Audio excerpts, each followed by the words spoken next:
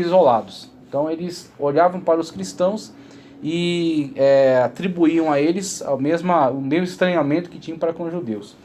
Com o passar do tempo, os judeus que tinham acesso à corte começaram a queimar os cristãos. Começaram a querer fazer toda essa diferenciação. Olha, nós temos nossos acordos aqui com vocês para a gente poder viver a nossa vida do nosso jeito, mas esse povo aí não tem nada a ver com a gente. Esse povo aí é totalmente alheio. E aí onde os cristãos cada vez mais vão se tornando alvo, né? Que geralmente pessoas muito simples, pessoas de pouca condição. Só depois é que começou a ter a adesão de pessoas do exército, de juristas, tá certo? De senadores, de pessoas de alto nível social. Então, com o passar do tempo, teve você até vai ter adesão. Um parente do imperador, né, que aceitou, né? A mãe, né? A mãe de Domiciano, né? Foi Domiciano ou Vespasiano, né? Acho que foi a mãe de Vespasiano, que era Vespasiano. cristã. Que teve um abrandamento da perseguição na época dela. Não é que o cara não perseguisse, mas ele pôs o pé no freio. E a mãe de Constantino também se tornou cristã. Inclusive construiu uma igreja extraordinária lá em Israel. Então você tem começando algumas pessoas da guarda pretoriana, que era a guarda mais próxima do imperador, né, parentes próximos do imperador, soldados importantes. Você tem depois as pessoas aderindo. Mas enquanto não, você tem os cristãos crescendo extraordinariamente e começando a chamar a atenção. E os judeus começando a queimar o filme deles. Falou, ó, essa galera não tem nada a ver com a gente. Você faz o que você acha melhor com eles. E aí começam as perseguições sistemáticas, que começa com Nero. Então Nero é o grande, né, perseguidor. Ele é a pessoa que, inclusive, certamente era um perturbado mental. Algumas coisas ele matou nos traços. Matou a própria mãe. A mãe que matou o pai dele. Para dar lugar para ele. Depois ela queria mandar muito, ele foi lá e matou ela.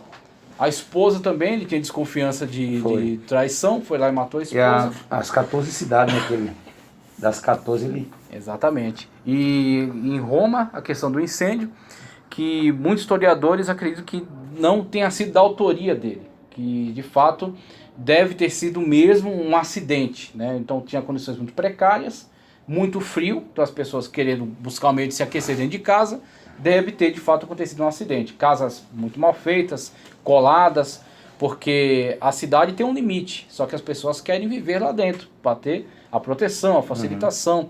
Então os bairros mais pobres era parecido com uma favela de hoje, casinhas pequenas, agrupados do jeito que der. Que não tem direito a nada, né? Exatamente. Então provavelmente deve ter sido um acidente, só que o cara percebeu que aquilo ia se virar contra ele, porque as pessoas já tinham certas desconfianças devido aos comportamentos dele. Ele tinha um comportamento meio perturbado.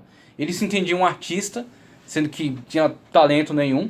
Então Tácito, que é o historiador da época dele, faz críticas pesadíssimas contra ele. Tira ele mesmo como um xarope, como um louco. E as pessoas, quando viram essa situação, esse negócio deve ter o dedo de Nero. E aí Nero, para tirar, né, a situação dele, né, tirar o nome dele dessa, ele vai e compromete os cristãos. Os cristãos que eram um grupo frágil, um grupo que estava crescendo e não tinha grandes representações. Então, os cristãos. Põe a culpa nos cristãos. Como até hoje, certas vezes, a gente vê essa estratégia voltar, né? A culpa é dos cristãos, né? Os cristãos que enchem a paciência, os cristãos que não permitem que as coisas aconteçam livremente, essa coisa de moralidade, né? Essa coisa aí de servir a Deus, de fidelidade conjugal. Então, já desde cedo foram alvo, né? Que aí quando você vê a ascensão de Nero e o começo da perseguição sistemática, você vê a morte de Paulo. Paulo, então, provavelmente foi decapitado na época de Nero, por ser um cidadão romano. E a decapitação... Matou Paulo, matou Pedro, né? Pedro, exatamente. Aí, da tradição, no caso, você não tem na Bíblia, né? Mas Eusébio de Cesareia nos dá, então, essa tradição de que Paulo teria sido decapitado por ser um cidadão romano, e isso era um tipo de morte honrosa. Então, um cidadão romano nunca poderia ser pendurado numa cruz. Então, Paulo provavelmente foi decapitado. E Pedro, também a tradição, não é a Bíblia, tá? Diz que ele iria ser crucificado, e para não ser crucificado da mesma forma que Cristo, ele pediu para que fosse crucificado de cabeça para baixo. Então ele tem essas tradições acerca deles. Então até o ano 313, você tem um período de intensa perseguição. Então, vai ter Nero, vai ter Domiciano, tá certo? Vai ter Vespasiano também. Foi o que colocou fogo nos cristãos nas 14 cidades. Exatamente. Né? Domiciano foi o que perseguiu mais intensamente que de fato estabeleceu uma perseguição sistemática para tentar eliminar o cristianismo. Que aí você vai ter, inclusive, a tentativa dele de capturar textos sagrados, de pegar os textos para tentar eliminá-los. E aí, de Nero teve aquela, no caso, teve uma instalação de quatro imperadores numa sequência. Sim, né? foi, que eram imperadores fracos, então teve uma sequência de imperadores que, inclusive, foi muito instável, porque com determinadas épocas, o imperador não conseguia se estabelecer politicamente muito forte, então ele tinha outras pessoas em áreas, porque o Império Romano era muito vasto, então muitas das vezes o exército de outra região estava dando aval para outro imperador, né? Estava dando seu apoio para outro imperador, que foi o que aconteceu com Constantino.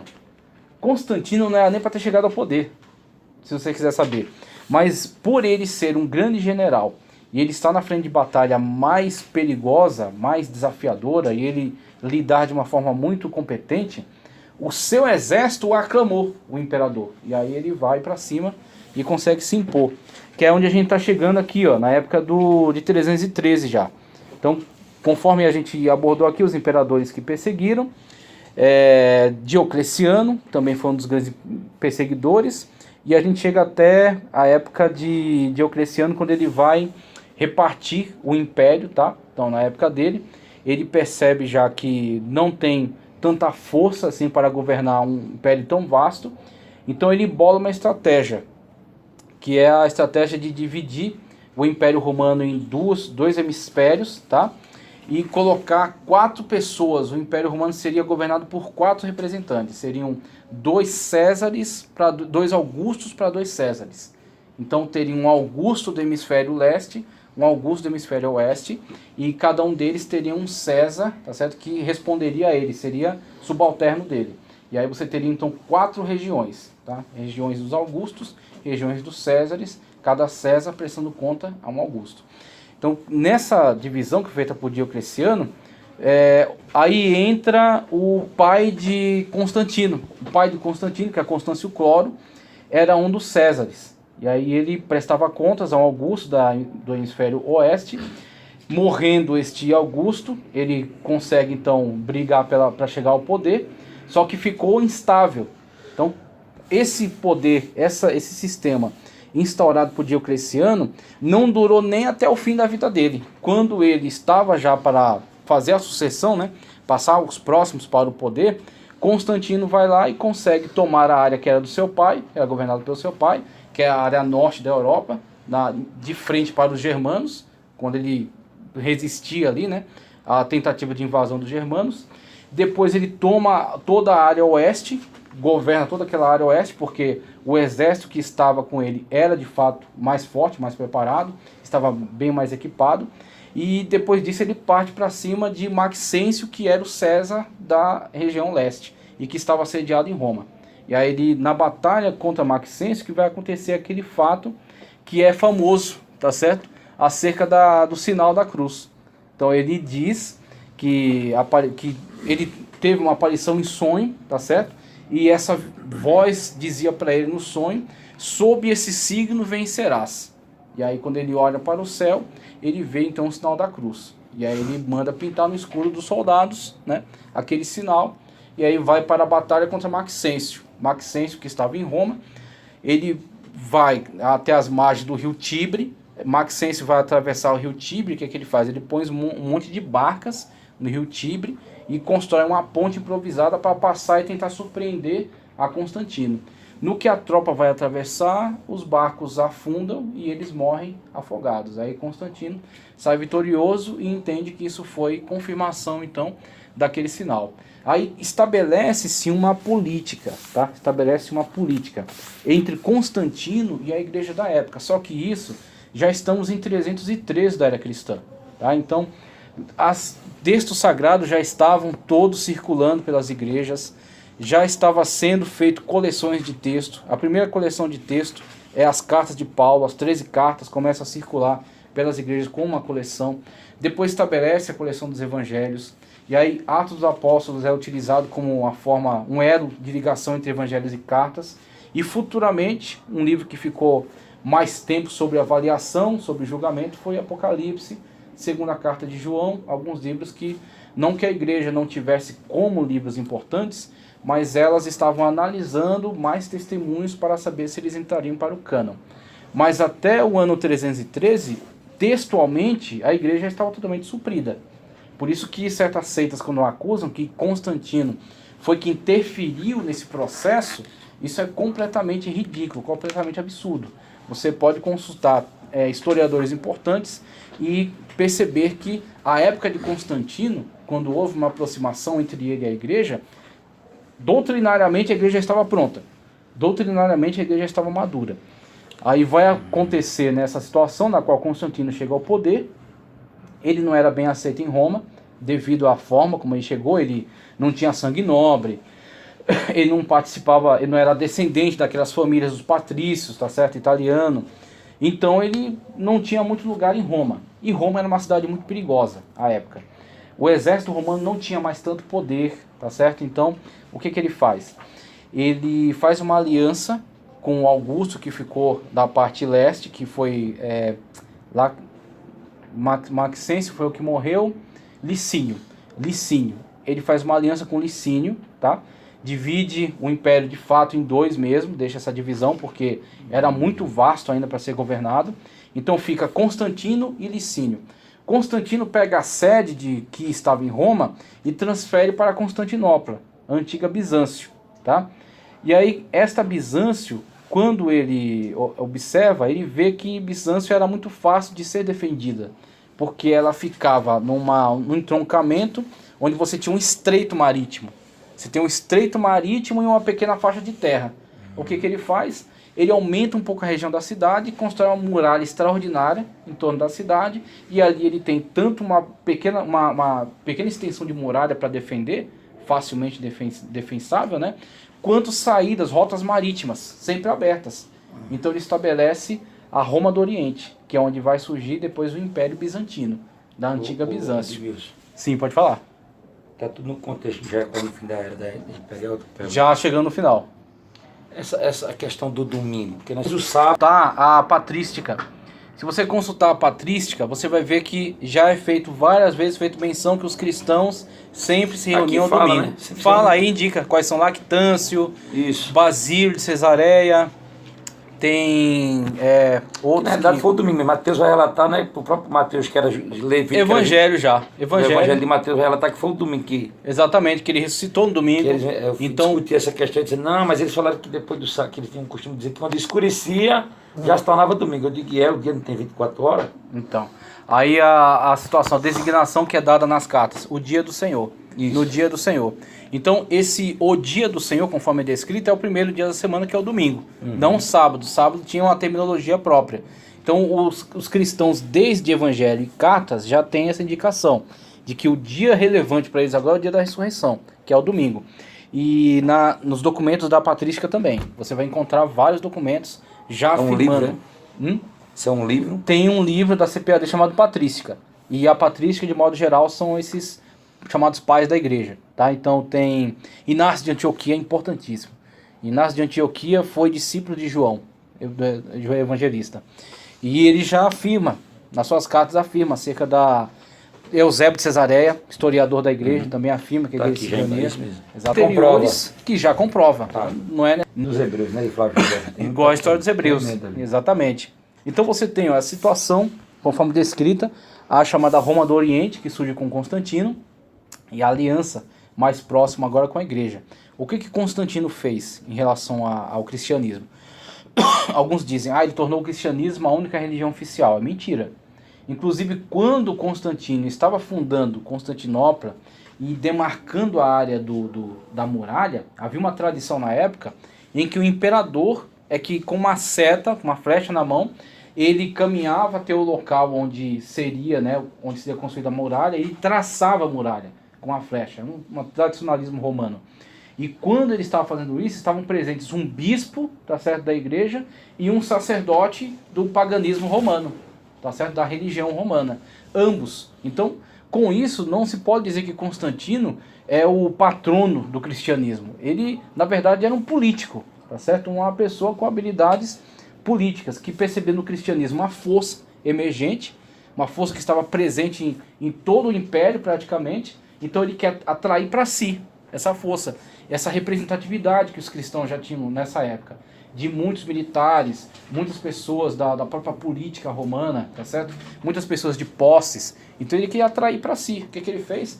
Ele, junto com Licínio, inclusive ele casou uma irmã dele com Licínio, para estabelecer essa aliança, né, firmar essa aliança, e ele, em Milão, promulgou um édito, o édito de Milão, que é o édito de paz. Então, o cristianismo, a partir desse momento, não pode ser perseguido. Essa é a questão. Não é que ele se torna a única religião oficial, mas ele não pode ser perseguido. Ele não pode ser perseguido, tudo que foi tirado deles em terrenos, né, tem que ser devolvido, tá certo?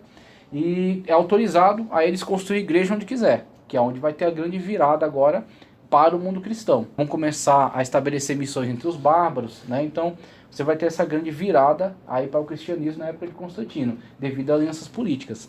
Mas Constantino se tornou um cristão autêntico? Isso é difícil de se dizer, ainda mais com o seu comportamento. Constantino foi aceitar ser batizado no final da vida, quando já estava perto de morrer já.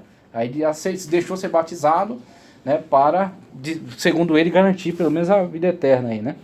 Então você tem 313 a 590 a Igreja Imperial, que aí quando você tem essa situação dessa mudança histórica importante, estabelece a Igreja Ortodoxa em Constantinopla. O problema da Igreja Ortodoxa, tem um problema e a vantagem. A vantagem é, eles estão no centro, tá certo, político mais importante, que se tornou Constantinopla, com a ida do imperador, né, todo o dinheiro do império revestido para lá, o exército mais forte. Tanto que o Império Bizantino, que se funda em Constantinopla, ele vai conseguir estender, historicamente, até quase 1400 depois de Cristo. Enquanto Roma vai cair em 470, tá certo? 470, a cidade romana vai ser conquistada pelos bárbaros e ali dá fim o Império Romano do Ocidente.